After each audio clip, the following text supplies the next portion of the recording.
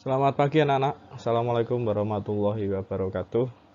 Pada pertemuan kali ini kita akan membahas mengenai konflik apartheid. Konflik ini merupakan konflik yang terjadi di Afrika Selatan, yaitu antara pihak Belanda Inggris dan Afrika Selatan sebagai pribuminya. Nah, oke. Kita bahas satu persatu. Latar belakang dari konflik apartheid. Yang perlu kita ketahui, apa itu apartheid? Nah, apartheid itu adalah sistem pemisahan ras yang diterapkan oleh pemerintahan kulit putih di Afrika Selatan sekitar awal abad ke-20 hingga tahun 1990. Nah, jadi di Afrika Selatan pada masa kolonialisme, problemnya adalah di sana ada bangsa bangsa barat atau kulit putih dan ada pribumi yaitu orang-orang dari Afrika Selatan sendiri. Tentunya kita mengetahui bahwa dimanapun ketika kolonialisme itu terjadi, orang-orang kulit putih itu pasti berada di tatanan paling atas. Tidak hanya di Indonesia, tidak hanya di Indochina, tidak hanya di India, di Afrika pun sama. Kemudian bangsa apa saja yang ada di wilayah Afrika Selatan pada masa kolonialisme yang menduduki wilayah selatan itu pada awalnya adalah orang-orang Boer. Orang-orang Boer atau suku Boer itu asalnya dari Belanda. Kemudian baru datanglah orang-orang Inggris dan kemudian mengalahkan orang-orang Boer Belanda tadi. Dan kemudian bangsa Belanda dan bangsa Inggris ini membuat sebuah undang-undang pemisahan ras karena mereka menganggap bahwa orang-orang kulit putih itu dianggap lebih istimewa daripada orang kulit hitam. Makanya kemudian muncul aturan-aturan pemisahan ras yang kemudian dinamakan apartheid. Kemudian penduduk Afrika Selatan. Penduduk Afrika Selatan secara umum terdiri menjadi dua golongan, yaitu golongan kulit putih dan kulit hitam. Kulit putih itu merupakan golongan minoritas, tetapi secara stratifikasi sosial mereka stratifikasi atau stratanya itu berada di atas. Kemudian sedangkan kulit hitam itu walaupun jumlahnya besar, kalau di slide ini kalian bisa lihat itu ada 23 juta kulit hitam, walaupun mereka jumlahnya banyak, namun mereka adalah kasta kedua atau orang-orang yang terjajah pada masa kolonialisme di wilayah Afrika Selatan. Latar belakang munculnya konflik apartheid. Seperti yang Pak dijelaskan di awal bahwa terjadinya pemisahan ras itu awalnya adalah karena adanya kolonialisme. Kolonialisme siapa? Yaitu kolonialisme dari Belanda dan Inggris. Nah, kedua negara ini pernah melakukan perang atau dinamakan Perang Boer. Kemudian latar belakang yang kedua adalah ketika masa pemerintahannya Hendrik Verwoerd, dia membuat sebuah aturan pemisahan ras antara kulit hitam dan kulit putih. Kemudian hal tersebut diperkuat dengan munculnya undang-undang dari Daniel Malan pada masa pemerintahan Inggris. Apa itu Perang Boer? Perang Boer ini merupakan perang yang terjadi antara Inggris dan Belanda atau orang-orang Boer yang terjadi pada 1812. Hasil dari Perang Boer ini adalah orang-orang Belanda itu kalah dan wilayah jajahannya terpaksa dibagi menjadi dua. Wilayah bagian selatan untuk orang-orang Inggris, yaitu diantaranya ada wilayah Natal dan Cape Town, sedangkan sisanya di wilayah bagian utara itu berdiri dua negara yang masing-masing dipakai oleh Belanda atau orang-orang Boer, yaitu diantaranya ada Orange Free State dan Transvaal. Nah, di wilayah bagian utara inilah diterapkan yang namanya Undang-Undang Apartheid. Hendrik Verwoerd ini adalah tokoh yang mengawali adanya aturan-aturan pemisahan ras. Nah, Hendrik Verwoerd ini merupakan asalnya dari orang Inggris. dia pada tahun 1910 itu kemudian setelah melakukan perang Boer itu, kemudian dia menjabat sebagai pemimpin di wilayah Afrika Selatan.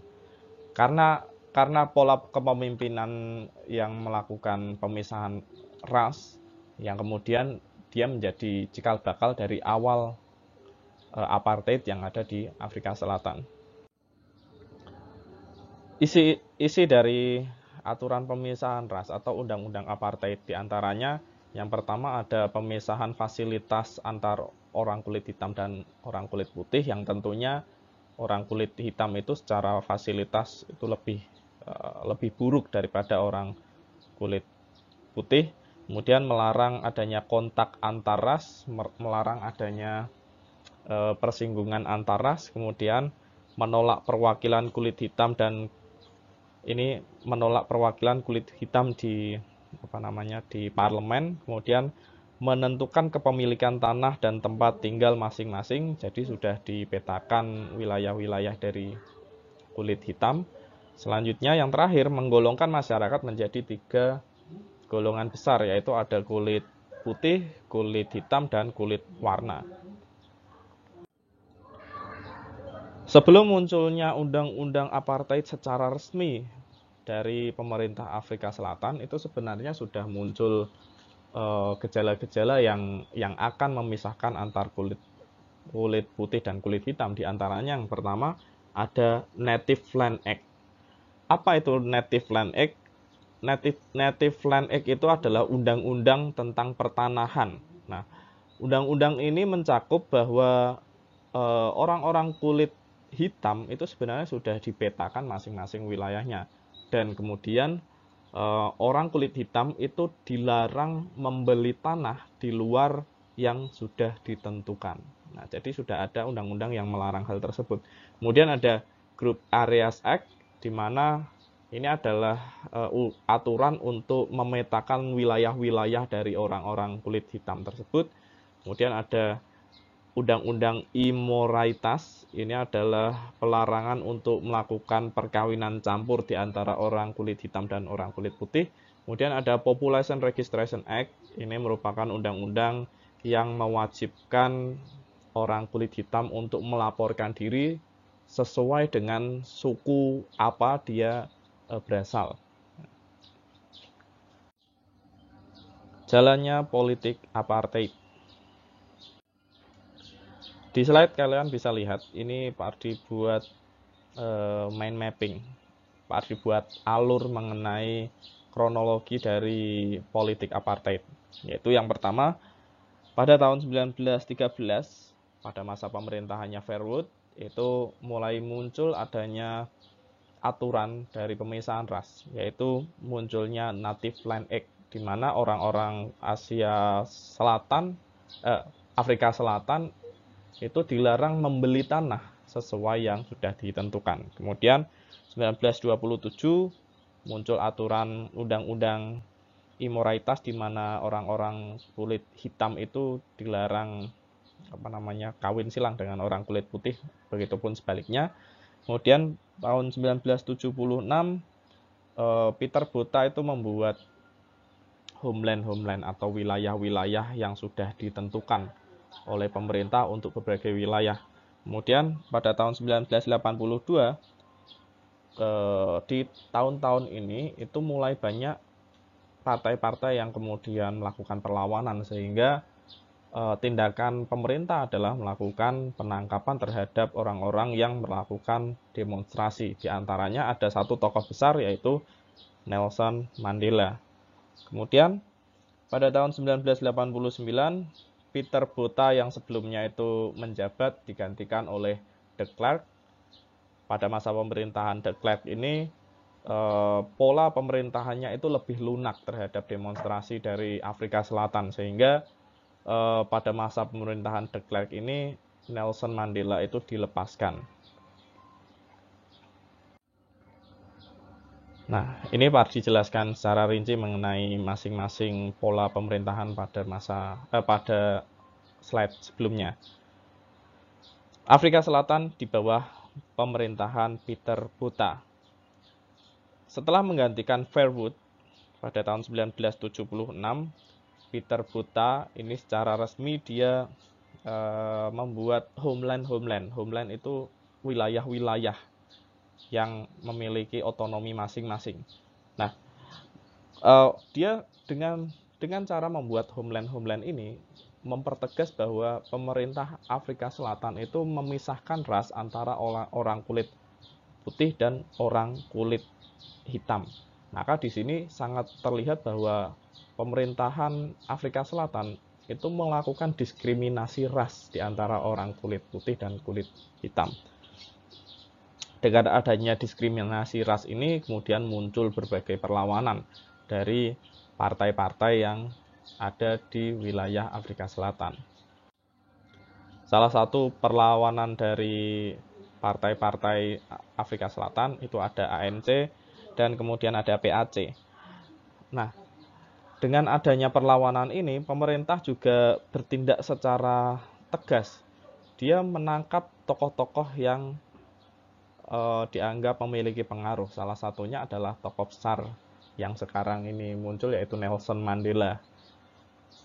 Nah, pada masa perlawanan-perlawanan ini muncul dua partai, yaitu Partai Kongres Afrika, yaitu ANC dari kepemimpinan Nelson Mandela, dan kemudian ada Partai Freedom Party, yaitu dari pemerintahannya Inkatha. Inkatha Freedom Party yang dipimpin oleh Mangosuthu Buthelezi. Dia juga melakukan perlawanan. Akhir dari politik apartheid. Di sini Pak dibuatkan alur dari akhir dari politik apartheid, yaitu yang pertama, pada tahun 1964, karena adanya perlawanan-perlawanan terhadap pemerintahan karena adanya diskriminasi ras, maka pemerintah kemudian menangkap tokoh yang sangat berpengaruh, yaitu Nelson Mandela. Pada tahun 1964, tepatnya 12 Juni, dimasukkan penjara ke Sharpeville.